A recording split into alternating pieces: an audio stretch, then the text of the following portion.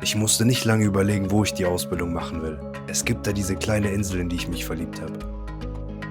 Wenn das Meer ein Herz hätte, dann würde es hier schlagen. Die anderen genießen den Sonnenuntergang, aber mein Herz klopft. Wir hatten unvergesslich schöne Tauchgänge, aber es gab auch Momente, die uns fast das Leben gekostet haben.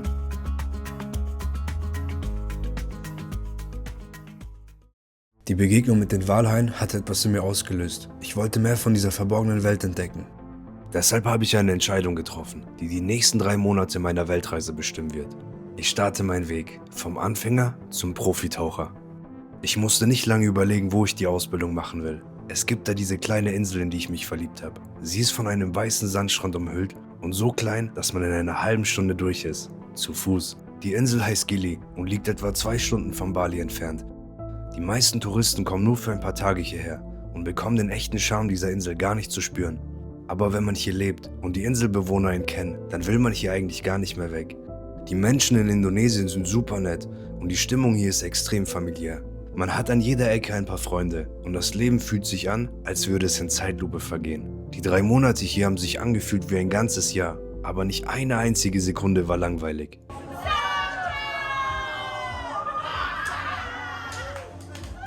Alle Videos, die ihr jetzt seht, sind meine Highlights aus über 100 Tauchgängen. Darunter sind Tagesausflüge zu den benachbarten Inseln, aber auch Tauchsafaris, bei denen ich eine Woche auf einem Schiff gelebt habe, um die abgelegenen, besonderen Orte zu erreichen. Alles spielt sich in den Gewässern rund um Bali bis nach Komodo ab.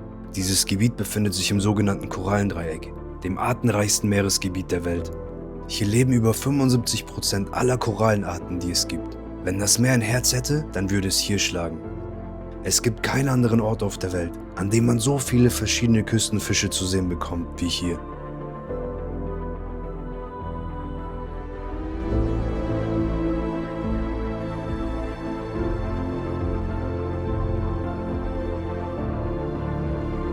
Nur etwa 10% aller bekannten Meeresbewohner leben in den Tiefen des Ozeans.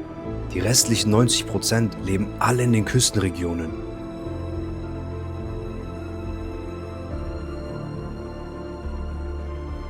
Mehr als 70% der Erde sind von Wasser bedeckt, ein Element, für das wir Menschen eigentlich nicht gemacht sind. Aber mit ein wenig Ausrüstung können auch wir unter Wasser atmen und uns zumindest für eine Stunde wie ein Fisch fühlen.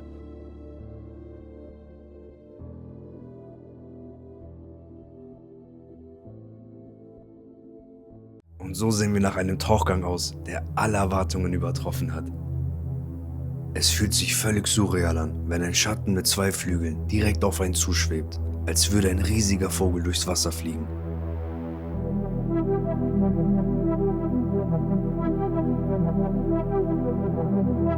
Mantarochen gehören zu den intelligentesten Fischen der Welt und irgendwie spürt man das. Sie ziehen mich sofort in den Bann, weil ihr Verhalten extrem außergewöhnlich ist. Sie sind überhaupt nicht scheu, im Gegenteil, sie sind unglaublich neugierig. Sie beobachten mich, drehen ein paar Runden und kommen immer wieder zurück, als wollten sie eine Verbindung zu mir aufbauen.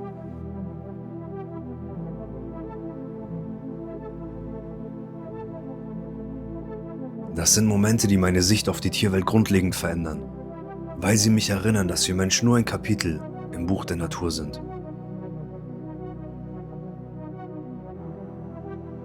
Um zu kommunizieren, nutzen Mantas Tanzbewegungen. Diese Muster sind komplex und wiedererkennbar und alles andere als zufällig. Ihr Erinnerungsvermögen ist extrem stark ausgeprägt. Sie erkennen Menschen und Artgenossen sogar nach Jahren wieder. Das gilt auch für Orte. Mantas haben Treffpunkte auf der ganzen Welt verteilt. Diese ganzen Spots haben eine Gemeinsamkeit. Sie befinden sich an markanten Felsformationen, damit die Mantas ihn wiederfinden.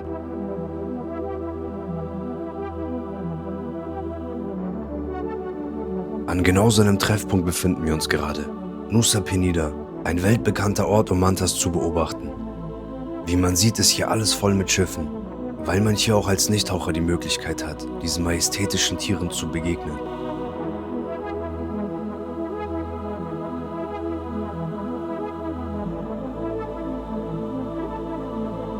Die Mantas treffen sich hier aus mehreren Gründen.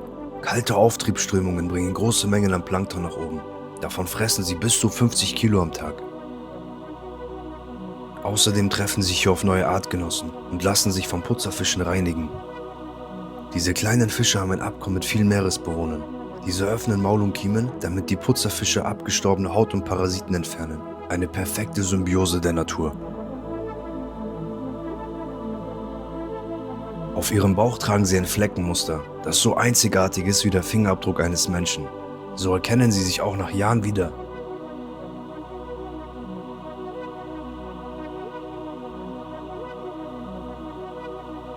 In Küstennähe erreichen die Mantas eine Spannweite von über 5 Metern.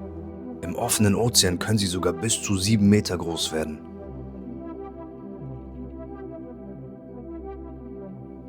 Wenn man auf die Wasseroberfläche schaut, sieht man viele Urlauber, die schnorcheln.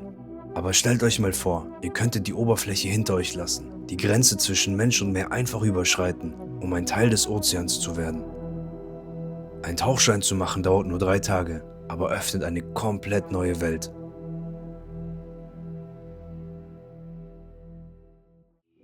Schon bevor es Dinosaurier gab, lebten sie auf der Erde. Schildkröten.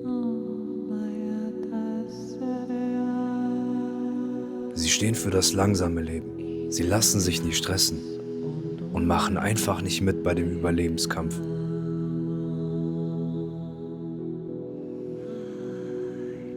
Sie haben es nicht nötig zu flüchten oder zu kämpfen, denn ihr Panzer schützt sie vor den Gefahren dieser Welt.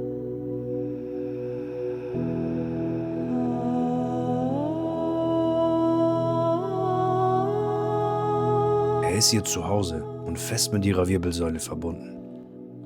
Er hört nie auf zu wachsen, bis zu dem Tag, an dem sie sterben.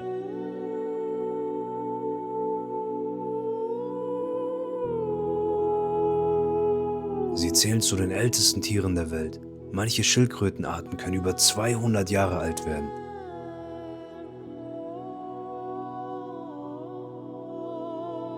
Sie sind mit dem Magnetfeld der Erde verbunden. In ihren Zellen befinden sich eisenhaltige Partikel, die auf das Magnetfeld der Erde reagieren. So sind sie in der Lage, über tausende Kilometer hinweg zu navigieren und den Strand zu finden, an dem sie geschlüpft sind, denn genau dort werden sie wieder ihre Eier legen. Leider sind viele Schildkrötenarten vom Aussterben bedroht und das liegt an diesen seltsamen Kreaturen.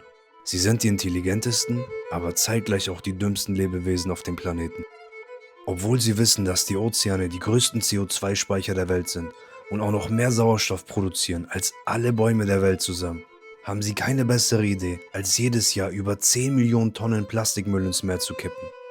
Sie wissen auch, dass dadurch Mikroplastik in den Kreislauf gelangt. Ihre Körper nehmen bereits 5 Gramm pro Woche auf. Das entspricht dem Gewicht von einer Kreditkarte. Die Menschen wissen auch, dass die Überfischung massive Probleme bringen wird. Sie holen viel mehr aus den Meeren, als nachkommen kann. Rund 90% aller großen Raubfische, wie Haie und Thunfische, sind bereits verschwunden. Die Nahrungskette gerät aus dem Gleichgewicht und das Ökosystem kippt. Sterben die Korallen weiter, verlieren viele Fische ihren Lebensraum und können keinen Nachwuchs mehr erzeugen. Aber es gibt Hoffnung. Schutzgebiete wie der Komodo-Nationalpark zeigen, wie schnell sich die Natur erholt, wenn wir sie in Ruhe lassen. So findet auch Nemo wieder ein Zuhause. Clownfische haben eine einzigartige Partnerschaft mit Seeanemonen. Deren Tentakel sind voller Nesselzellen, ähnlich wie bei Quallen. Bei anderen Fischen verursachen sie brennende Verletzungen. Aber Clownfische haben eine dicke Schleimhaut, die sie schützt. Was für ein krasser Cheatcode in einer Welt, in der jeder Fisch auf der Speisekarte eines anderen steht. Er sieht aus wie ein Alien, der Mondfisch, der schwerste Knochenfisch der Welt. Er bringt mehr als 2 Tonnen auf die Waage. Er ist extrem langsam und kämpfen kann er auch nicht, aber irgendwie überlebt er trotzdem, denn er frisst nur Quallen, die noch langsamer sind als er. Und für die meisten Raubfische ist er einfach zu groß. Tintenfische leben schnell und intensiv. Sie werden nur 1 bis 2 Jahre alt. Dabei kämpfen sie ständig ums Überleben, denn sie stehen auf der Speisekarte von fast allen Raubfischen. Sie gehören zu den intelligentesten Tieren der Welt. Sie haben 9 Gehirne, ein Hauptgehirn und jeweils 1 in jedem Arm. In Experimenten lösen sie komplexe Probleme, finden den Weg durch Labyrinthe und planen gezielt ihre Flucht aus Aquarien. Für den Überlebenskampf sind sie verdammt gut ausgestattet. Sie sind die Meister der Tarnung. Sie ändern ihre Farbe blitzschnell und nutzen einen dreidimensionalen Tarneffekt, indem sie ihre Hautstruktur den Steinen anpassen. Falls sie doch jemand entdeckt, erzeugen sie eine Wolke aus Tinte um ihre Feinde abzulenken und zu flüchten.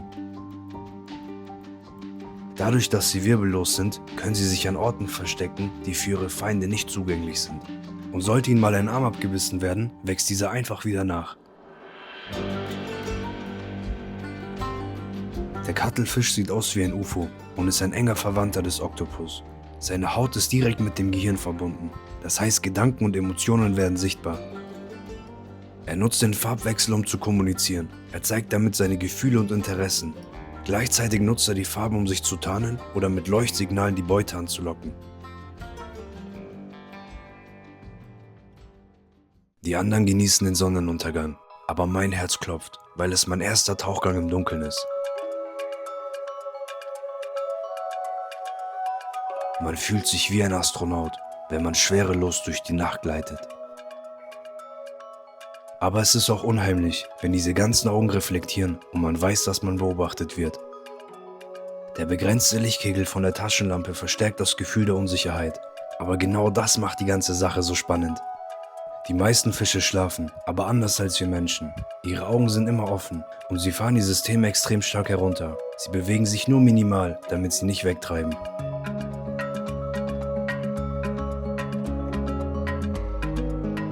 Wenn die anderen schlafen, machen sich die Haie bereit. Sie lieben es, im Dunkeln zu jagen. Während andere Fische nur noch Umrisse erkennen, sehen Haie fast wie durch ein Nachtsichtgerät.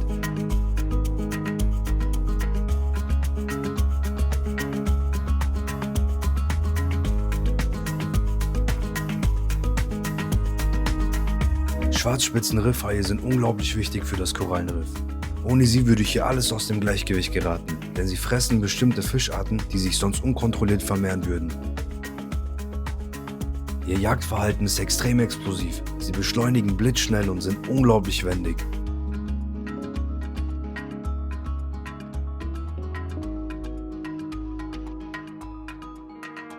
Wir hatten unvergesslich schöne Tauchgänge, aber es gab auch Momente, die uns fast das Leben gekostet haben.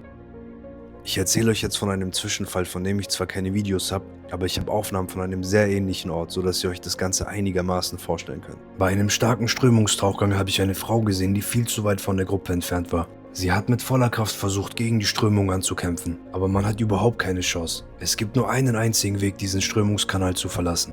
Man muss sich mitziehen lassen und diagonal rausschwimmen. Aber das wusste die Frau nicht. Und wenn man in 30 Meter Tiefe Panik bekommt und schnell atmet, leert sich die Atemflasche in wenigen Minuten. Als ich die Frau erreiche, checke ich als erstes ihre Luftanzeige. Sie ist schon fast auf Null. Ich wurde genau für solche Situationen ausgebildet. Eigentlich weiß ich ganz genau, was zu tun ist, aber die Strömung ist so stark, dass ich auch nervös werde. Ich gebe der Frau das Gefühl, dass sie in Sicherheit ist. Wir atmen gemeinsam im Takt und fokussieren uns darauf, unseren Luftverbrauch zu minimieren. Ich leite den Notaufstieg ein, aber ich merke, dass irgendwas nicht stimmt. Ich spüre einen stechenden Schmerz auf meinen Ohren und mein Tauchcomputer schlägt plötzlich Alarm. Der Boden unter uns verschwindet und wir werden nach unten gerissen. Wenn zwei Strömungen aufeinandertreffen, drückt sich die eine Wassermasse unter die andere. Die eine schießt nach oben und die andere zieht einen runter. Wir sind bereits in 42 Meter Tiefe. Alles ist blau und man hat keinen Anhaltspunkt mehr. Man sieht weder den Boden noch die Wasseroberfläche. Und die Frau gibt mir das Zeichen, dass sie keine Luft mehr hat. Wir atmen jetzt beide aus meinem Tank. Ich puste Luft in unsere Westen, um Auftrieb zu erzeugen. Das Problem an der Sache ist, wenn wir zu schnell aufsteigen, werden wir mit hoher Wahrscheinlichkeit sterben, weil der Druckunterschied viel zu groß ist. Aber wir sterben auch, wenn wir zu langsam aufsteigen, weil die Luft in meinem Tank nicht mehr lange reichen wird. Die Wasseroberfläche ist noch so weit entfernt und meine Luftanzeige ist schon im roten Bereich. Das ist mal wieder eine Situation, die absolut aussichtslos erscheint. Ich atme so langsam, dass ich kurz davor bin, bewusstlos zu werden. Als die Oberfläche zum Greifen nah ist, kommt keine Luft mehr aus meinem Tank. Wir schaffen es mit allerletzter Kraft an die Oberfläche und nehmen die besten Atemzüge unseres Lebens. Meine Kollegen hatten bereits eine Suchaktion eingeleitet. Als eins der Boote uns findet, sehe ich, dass die Angehörigen der Frau an Bord sind. Ich glaube, das war einer der schönsten Momente meines Lebens, zu sehen, wie die sich in den Arm nehmen, obwohl keiner mehr damit gerechnet hat, dass wir es schaffen.